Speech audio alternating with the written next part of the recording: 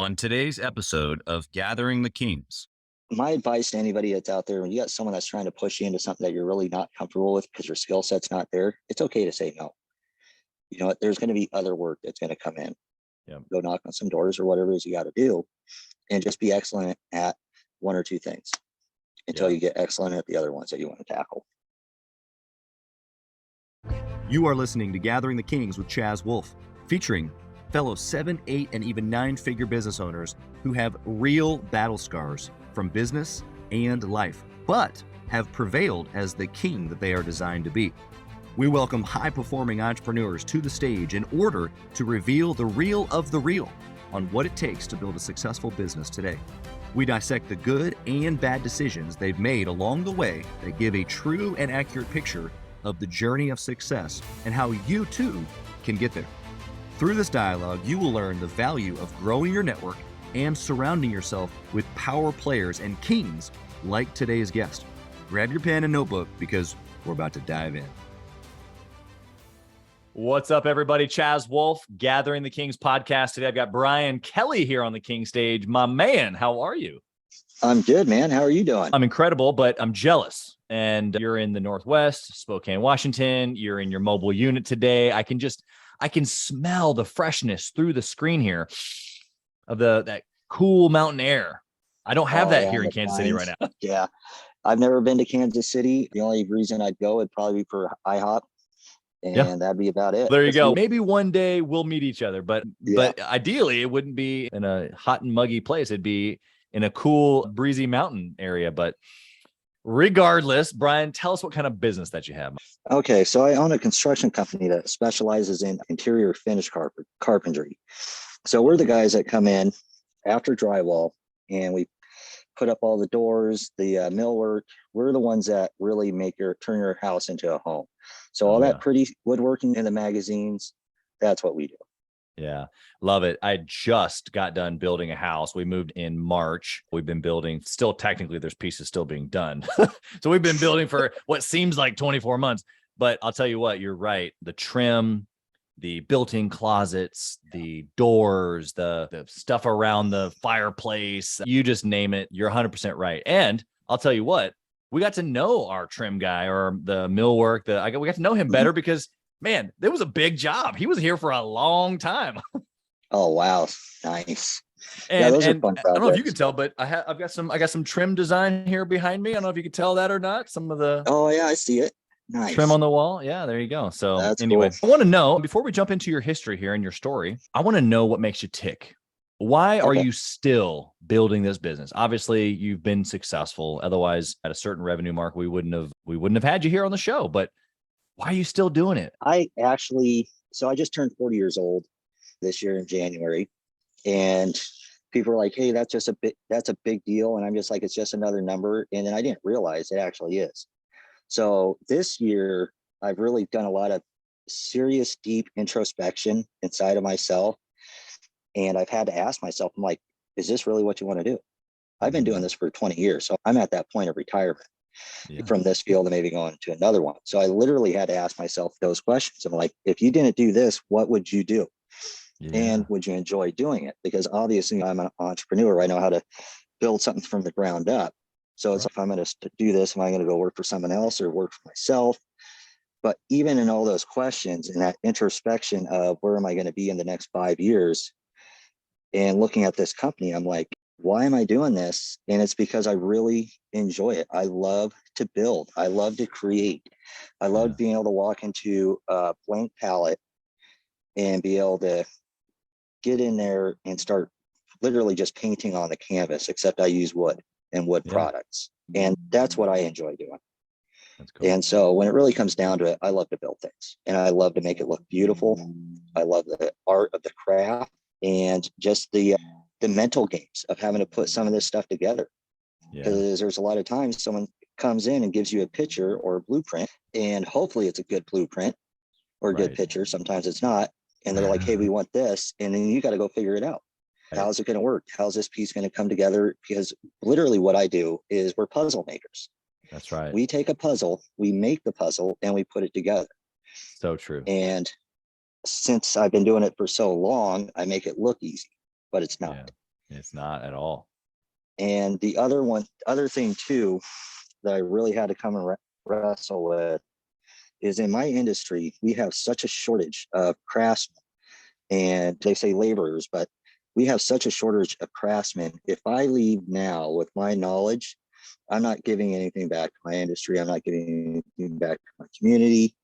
The knowledge that I have and I possess, the skills, I want to take that and give it to the next generation so that they can be successful with their career and where they're going with carpentry and or entrepreneurship or whatever it is. Because I'm one of those guys, you can come work for me for 3-4 years and you're like, hey, Brian, I really want to go do this. I'm going to get excited for you and I'm going to love you and I'm going to help you there get to that point.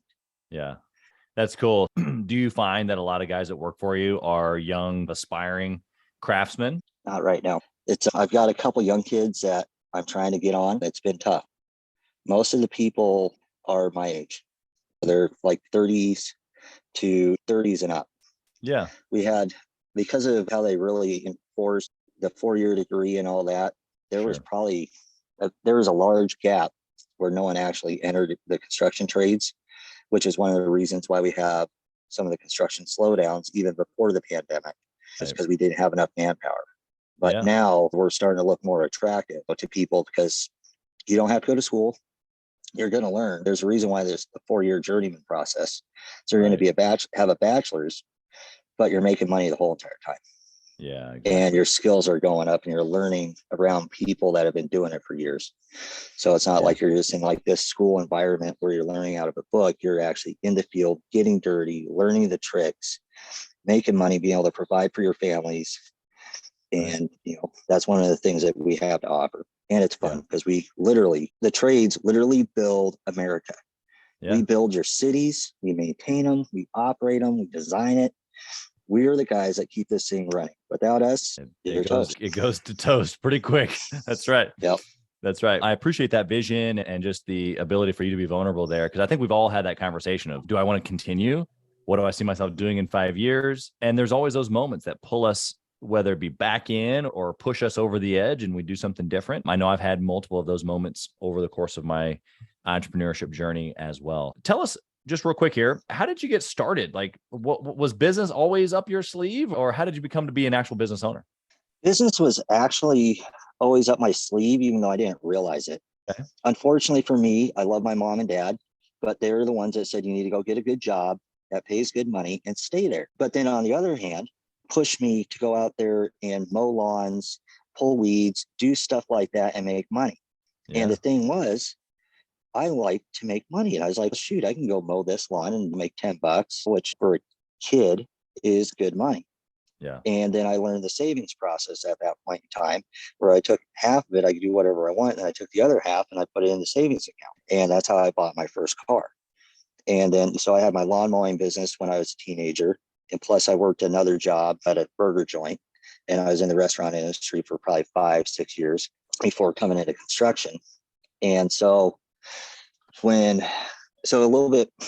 a little bit deeper and more vulnerable here. When I was younger, I was a little wild and crazy. I had a big anger problem. So I got in fights all the time, just got in trouble. And that landed me in the big house for a couple of years. So I got out of there, and I was also selling drugs, which I was selling pot at the time, which was illegal, which the irony is, looking back at it, is just, that's another entrepreneurial thing in a very bad way. You just had the wrong object. I did. I had the wrong product. That's what it was. I'm in prison. I get out, and now I'm forced to get a job, but I'm limited because now I'm a felon. And my felony was for a $80 check forgery in Idaho. Idaho is really, really hard on people, and they are just, you got to get this guy out the streets. Yeah. Since then, Jesus got a hold of me. I've been reformed, grown. I'm nowhere close to that guy anymore. Thank God. Sure. Yeah. So I'm working this landscaping job, which ironically was called Kelley Garden Center is what it was. Okay. And so I'm working there, and my foreman's brother owned a finished carpentry company, and he'd been talking to me about it, and I turned it down twice. And then the third time, I'm like, fine, I'll go check it out. I'll try this. And I did. And I'm riding in the truck with these guys, listening to them talk. The vilest things are coming out of them. I'm like, Lord, I don't know if I can do this. And then I just jump in, I try it out, and come to find out I'm really good at finished carpentry. Yeah. And that's what really started my journey in construction because I got recruited. I didn't pursue it. I got recruited. Yeah. And since my options weren't that great, like I couldn't go get a job as a businessman for some big corporation because of my record, I had to come to the point of, if I'm going to do this, I got to do it on my own. Yeah. And Yeah. the irony is, so I went from finished carpentry, and I've done pretty much everything in construction except for the major mechanical stuff. My first business was in my 20s, right before the recession. No, in the recession is when it happened. I started a roofing company in the middle of the recession.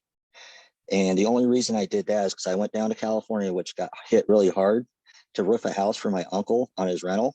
Yeah. And I spent 10 days there. We did that. We got that thing flipped, ready to go. And I sold 5 jobs in California in 10 days without trying. Yeah. And I said to myself, wait, you got a big old chunk of change in your pocket. If you can do it in California, you can do it back home. That's right. And so I went and bought the tools I needed. And then I just started selling roofs. And I did a couple of them. And then I got to the point where I was able to fire one job. And because I was working 2 at the time, just to get myself back on my feet. Yeah. And then I got to the point where I was busy enough. And I'm like, you know what? We can do this. We got enough work here. We can pay our bills and do it. And I finally fired my other job and I went to work for myself. And I was doing roofing, and I partnered up with an old friend of mine that did trim and paint. And so we both just tag team things. So when I couldn't roof, I was doing trim and paint, and we just went and rocked it out as much as you can during the recession of 2008. Exactly. I love the story. I think it resonates with, for sure, a lot of folks in the trades, but even folks that didn't go through necessarily the issues, what the real estate and what the trades went through during that time. I still think that as an entrepreneur, we hear that story and we go, yep, I've always had a little chip on my shoulder. I've always maybe done things a little unique. So let's go back to, you can use the roofing company as an example if you'd like, but maybe just early years of this carpentry business that you have now. And obviously you're successful now, but I want to go back to maybe year 1, year 2, before the $1 million mark. And I want you to tell me about a good decision that you made that you can look back on and go, yeah, that one right there. And then share that with the listeners. Okay. So for me, first year of business, taking on whatever I can, doing a lot of different remodels. And I decided, I'm doing research on, hey, how do I grow this thing this time in this area? No one knows who I am. I know I'm really good at this. And I read something about joining an association. So I did some research and I joined the Home Builders Association here in Spokane. And that was probably the best decision I made. Wow. Because I went in there and we did the interview process. I gave them the $650 for the membership fee. And then next thing you know, they're talking to some people and get me connected with one of the big builders around here. Yeah. And I went over there to the big builder, and it was just me as a single member guy just doing stuff. I went and did 4 houses in 2 weeks for them, blew their minds, better quality, better speed. And then they're like, okay, we're going to give you this subdivision. It was a small one. They always do that. And I went and rocked that out. And they brought me to the higher end subdivision. And there was like 2 or 3 other finished carpenters there at the time, aside from myself. Then it just kept getting to the point where it was me and then 2, and then me and then 1. And then next thing you know, they're like, hey, we want you to take everything. Yeah. And at that point in time, I'm just like, oh, crap, now I got to beef up. And I ended up hiring one guy. And then we were just rocking things out, and we just had to hire a few more. And that was a process. It's the interview process really of hiring employees doesn't happen. It really happens out in the field. And that's the thing I learned, because that's where you get to see, not only are you a good fit for the company culture, can you pick up what we're doing? Can you show up on time? Are you not on drugs? Was one of the issues I came across. And just went through the whole entire gambit. And I don't care what company you're part of or what business, everyone deals with that in the hiring process. Yeah. So we grew pretty fast. And the other thing with the association that I learned, and I guess I would call myself a master at, is networking. Yep. I would go to as many networking events as I possibly could. And I went in there with the idea, I'm not here for sales, I'm here to build relationships. And it worked. Yeah. And now I'm at the point where they're calling me and I'm not calling them and knocking on doors. Yeah. And just building those good relationships, being honest, doing what you say you're going to do. Yeah. And if you screw something up, go and fix it. It's, for me, it's pretty simple in that aspect as far as work wise goes. It is pretty simple. And I'm glad that you even said that afterwards, because I was thinking the same thing. Wow, so simple that you would just join a place where there's other people who you can add value to. And then eventually what happens is that when you're given the opportunity, so I took several layers of what you said there. Number one, put yourself in a position to meet other people. Just other people need to know what services that you have, whether that's guesting on a podcast, whether that's going to a networking event, whether that's joining a mastermind group, whether that's talking to your family and friends. Hey, I now have this skill set. Like, other people need to know that you have this availability. And then when given the opportunity, what I heard you say is that you did it freaking well. You did it with excellence. You did it with speed. You did it with accuracy. So much so that they didn't just give you another job. They gave you multiple other jobs, and excellence will reverberate is probably the right word. When you provide excellence and value inside of that excellence to people, like this example that we're talking about here of Brian continuing to get new jobs, it reverberates to the person that you're giving value to. They now want you on all their other jobs, or they want to introduce you to other people. This is just how relationships and value works. You want to add anything to that? I was, but then I forgot. I'm trying to remember right now. Sorry about that. That's all right. It'll come back to you. If it does, just jump in. I want to know, flip the coin. Let's talk about a bad choice. What'd you do along the way, especially in those earlier years that you wish you maybe wouldn't done? Taking on projects probably that I wasn't as skilled in, just to stay busy. And because of that, I wasn't able to be as in that as I do with finished carpentry. Yeah. That would be honestly that. And I did take a big contract one time with a company that I just had a gut feeling I shouldn't do it. I talked to some of my peers and they said, just stay away, dude, just stay. And I did it, and it was a disaster. Yeah. And it hurt my reputation because they had me doing things that I'm not really qualified to do. And they're like, well, you're smart enough. You can figure it out. Yeah, I can figure it out, but not on a production level. And you might want me to practice a little bit. Yeah. And that's something I've dealt with.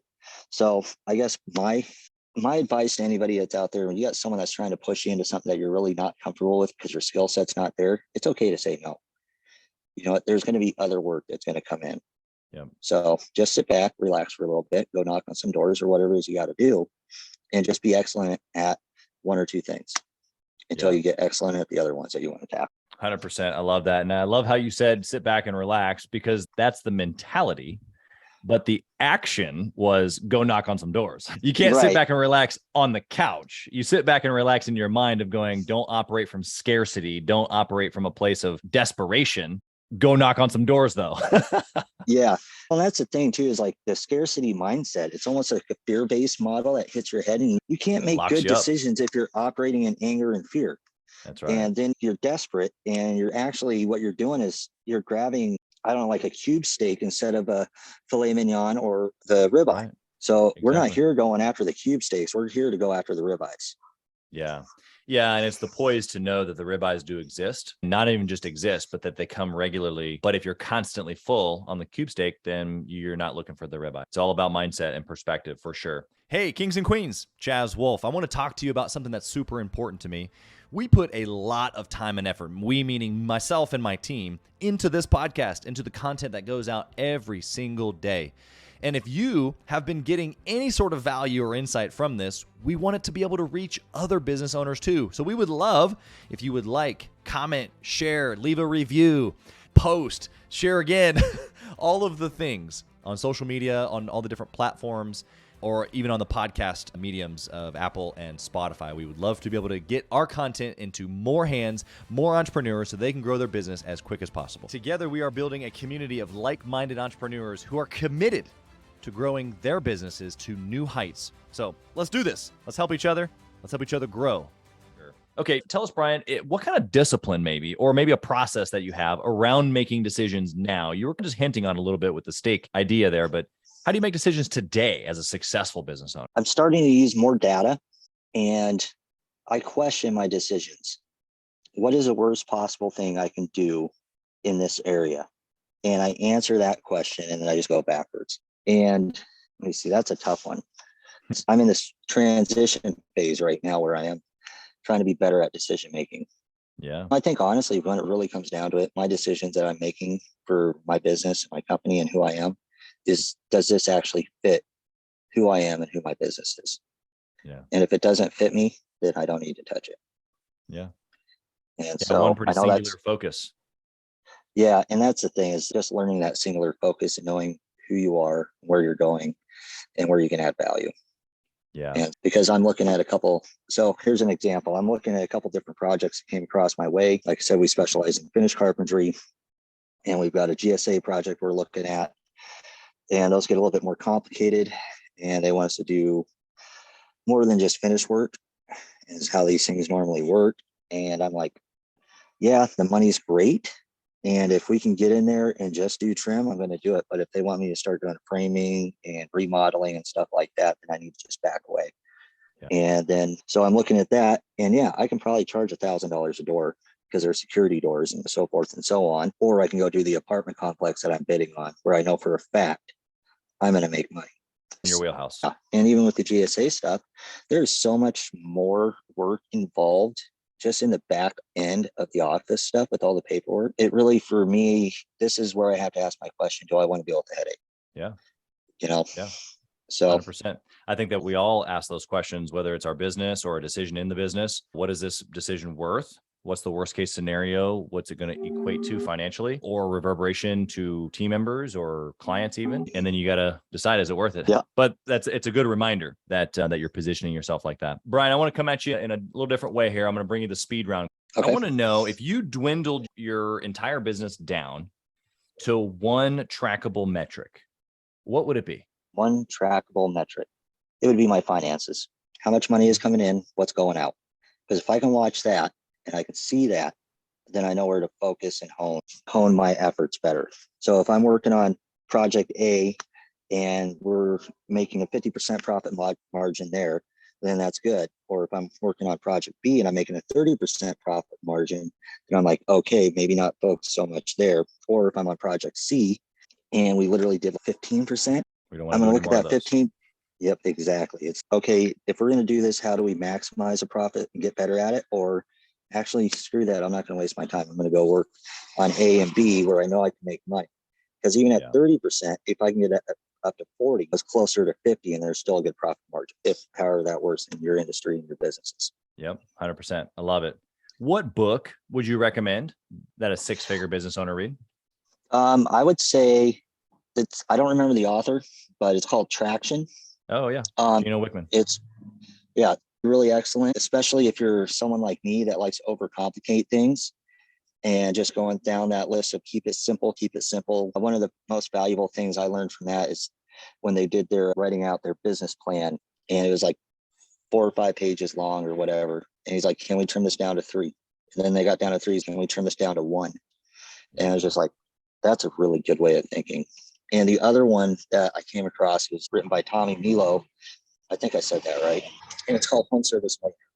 And he literally just gives you the systems that you need to have to put into place. And it's almost, for me as a craftsman in the construction industry, it's almost like taking methods and systems from like McDonald's and fast food companies and implementing that into my company, working on that with training programs. Yeah. So your training programs, your KPIs, your key performance indicators, and also just making sure the office systems are dialed in. And that's something we're currently working on right now, is our office system stuff. That's incredible. If you'll say the name of the book, right when you said it, you blocked out a little bit. What was the name of the book on that one again? It was called The Home Service Millionaire. Home Service Millionaire. Got it. We'll find it and put it in the show notes. That one and Traction. We've had Traction mentioned several times. Both of those are excellent books. I've read Traction, but heard lots of great things about the Home Service Millionaire as well. Next question. What do you think about intentionally networking or masterminding with other entrepreneurs? I think you have to. If you don't, you're literally robbing yourself from the vitamins that you need for your business and yourself as an entrepreneur and as a businessman. And because here's the deal. One of the things, when I started networking, I went and I found the CEO peer group thing. And I intentionally went into it because I wanted to see what other industries were like with the owners and the executives. And the thing I really came to find out, we all deal with the same stuff. That's right. And then we had a bunch of people at this round table. And once a month we'd go in there and, hey, I'm dealing with this. Hey, I'm dealing with this. And we'd all address it and figure it out and solve problems together. Yeah. And we paid for it, but you know what? It was worth it. Because you get that DNA from everybody else, and you also realize, hey, I'm not the only one that deals with this problem. Because one of the problems with being an entrepreneur is we do seclude ourselves sometimes. That's and right, we get stuck up here. And when you go and realize other people are dealing with it, and you can ask them, hey, how can I get past this? What have you done? How do you manage work-life balance? How do you deal with this stinking thinking in your head or whatever it is? Yeah, so huge. it's intentionally networking is a must. Yep. And it's about growing. For me, networking isn't about making money. My networking intentionality is to grow, because I know if I grow, the money is going to come. Yeah. And then I can take that growth and transition that down to my team members and encourage them in that area too. Yeah. Because we're the foundation, and we are the foundation, and we're the ones that lift up our employees and our team members. And I don't even like employees anymore. I think team members is the best way of putting it, because it gives you into a different mentality and a different focus. That's right. That's right. Yeah. It's the people that you serve, right? Not necessarily that serve you. Exactly. Okay. I got a question here for you around operations. Since you're dialing in some of your operation systems right now, this will be a good one for you. If you only had 1 hour, Brian, each week to work in your business, you personally, what would you do with that 1 hour to successfully run your business right now? Make sure my budget's in line, which wouldn't take that long, and then marketing. That's what I do. Yep. Okay. And I'm curious if those are the only two plays for you during that hour, what is that in your brain? Because obviously those things are connected to everything else. Why those two for you in your business? Okay. So those two for me in my business is that, one, I need to know where my money's at, what it's doing, how much do I have, how much can I put where, and all that. And looking at the numbers of not only seeing how much you have, or, how little you got coming in. And then that right there will spur you with the marketing plan. So for me, I'd be looking at that and I'd be like, okay, cool. If I need to keep marketing in order for me to keep going, brand my company and have money coming in, I got to keep my foot on that gas pedal. So doing the budgeting, seeing what's coming in and going out is like the big old slap in the face. And then you can use that to drive into your marketing. And so you take half an hour doing your budget and take the other half an hour working on your marketing. Yeah, 100%. Love it. And there's a lot more we can say about that. Yeah, I think that just the conciseness of those two things, I think we've gotten a ton of answers on that, but it gives the listener something to think about. The way I heard your answer was you got to pay close attention to the money. And then marketing, if you have no leads, you have no sales, you have no business. Pretty easy. And even one thing too, and I screw up at this all the time, is you can never take the foot off the gas. Never take the foot off the gas. Because guess what? Let's say you're selling 5 jobs every single month and you can't get to them that month. 3-4 months down the road, you can get to that job. And if they don't want to wait, that's fine. There's someone else to do it. But you still have, instead of 5 jobs, you got 4 that are coming up. And you got to keep on doing that, because if you don't, you're going to find yourself stuck and you're going to have a vacation that you really didn't want to have. A little bit more permanent vacation. Yeah. It's funny because that parlays right into my next question. Brian, my last question here is, if you lost it all, I want to know what you would do. If I lost it all right now, especially with my network, I'd go flip a house. I'd call a couple friends and say, hey, this is where I'm at. I need to make 40 grand, 50 grand, 60 grand, whatever it is that we can. That's tangible. And I need to borrow money. I found this house, and I'd go flip a house, and I'd take that money to restart everything else. Yeah. And I'd probably actually most likely would probably just stick with that, flipping houses and staying in real estate. Yeah. You've got the trade, but what I'm hearing you say from a mindset perspective is that you would immediately try to solve the cash flow problem and then put it right back into building what you once had. Yeah. And even in building what I once had, the cool thing is, even if I failed, I just learned how not to do it. So I just go do it better. Yeah. If I'm flipping houses or whatever it is and it's working for me, I might just stick with that. If I can make 40 grand a month flipping houses or more, why not? Yep. Yeah, it's a good perspective. I've had a few guests answer that with, that'd be fun almost in a weird way to start all over. It'd be freeing a little bit. Be a little crazy, but you know what? The funny thing, it's just like the entrepreneurial DNA. There's something about starting something from scratch. We are the crazy ones. We're there for safety and security, but we're the guys that leave that safety and secure job to go and build something that we don't know if it's going to work or not. We just have faith and believe that it can, and we're going to do whatever it takes to make it happen. That's right. That's right. So that's where that mentality comes in. No, you're 100% right. Brian, you've been absolutely wonderful today. How can the listener connect with you? How can they find you after this? If you want to get a hold of me, it's good. I've got Kelley Construction there on my Facebook page. It's another one. If you're trying to connect with me on LinkedIn, it's just Brian Kelley, and you'll see CEO of Kelley Construction on there. So Very those good. are going to be the two best ways to connect. I hope that the folks, not only just in your area, but across the country, reach out to you. And you've given some really cool words here today, such simple things that mean really, honestly, so much, I think, for a lot of us, if they were listening closely. So we wish you nothing but success and blessing in your family, your business, all the things you have your hand to. So thank you for being here. Thank you very much, Chaz. I appreciate it. Thank you for listening to Gathering the Kings today. I hope that you were able to pull out a few nuggets to go apply into your business right away. More importantly, though, I hope that you're realizing that it takes more to be successful than just being by yourself, doing it all on your own, carrying the weight all by yourself.